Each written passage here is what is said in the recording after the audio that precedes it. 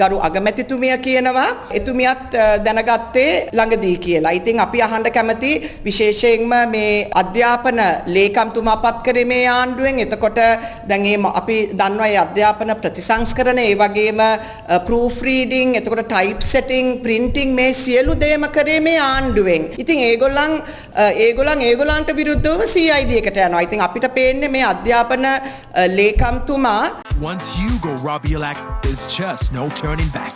Robiolac. Prime Group.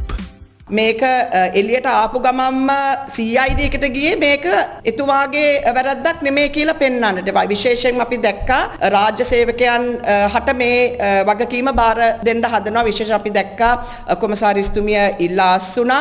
ඉතින් අපි කියන්නේ ස්වාධීන පරීක්ෂණයක් පවත්වන්න නම් ඇයි එතුමිය විතරක් ඉල්ලා අස්සුනේ? එහෙනම් අගමැතිතුමිය, අධ්‍යාපන ලේකම්තුමා ඇතුළු විශේෂයෙන්ම වගකීම දරන පුද්ගලයන් සියලු දෙනාම ඉල්ලා අස්විය යුතුයි తాවකාලිකව.